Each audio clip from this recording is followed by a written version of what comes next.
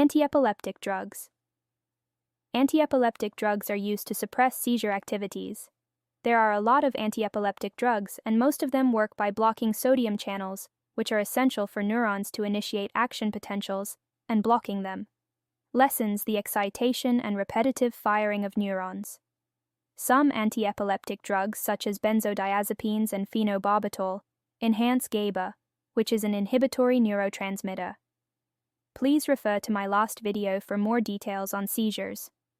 Anti-epileptic drugs are divided into broad spectrum and narrow spectrum. Broad spectrum treats a wide variety of seizure types, including both partial and generalized seizures. They are a good initial choice, especially when the seizure type is uncertain. Narrow spectrum treats primarily partial or focal seizures. Most of the antiepileptic drugs have the following common side effects, such as fatigue, dizziness, headaches, blurry vision, nausea, mood disorders, and memory and thinking problems.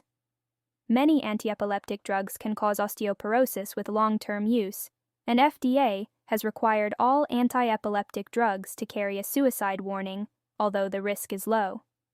Some anti-epileptic drugs require titration, in which they have to be started on a low dose and titrate up slowly to their therapeutic levels to minimize side effects, and regular labs are done to help with titration. Let's go over individual antiepileptic drugs and their main side effects. Benzodiazepines, such as clonazepam, diazepam, and lorazepam, increase the effectiveness of GABA, as mentioned earlier. Lorazepam is short-acting and is used primarily as rescue medication to stop an active seizure. Main side effects include sedation and addiction. Levetiracetam or Keppra is commonly used and well tolerated. It is used to treat and also prevent seizures. For example, Keppra is given to patients after brain surgeries to prevent seizures. Main side effects include irritability and mood changes.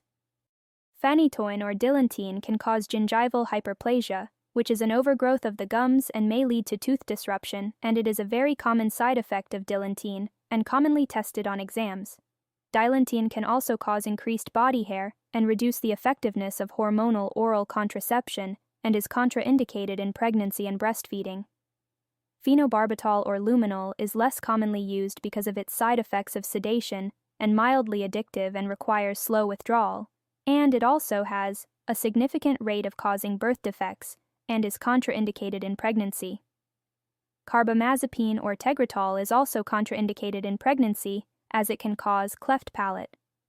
Main side effects of Tegretol are liver injury, hyponatremia caused by symptoms of inappropriate antidiuretic hormones, or SIADH.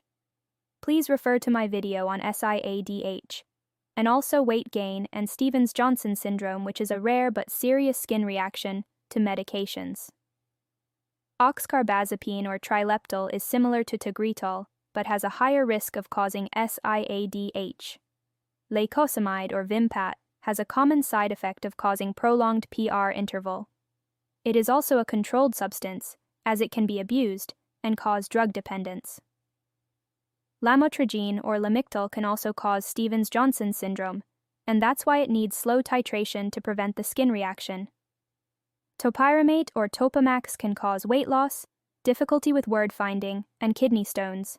Valproate or Depakote can cause liver injury and pancreatitis, weight gain, and it is also contraindicated in pregnancy. I hope this video will help you on your exams. Thank you for watching. See you next time.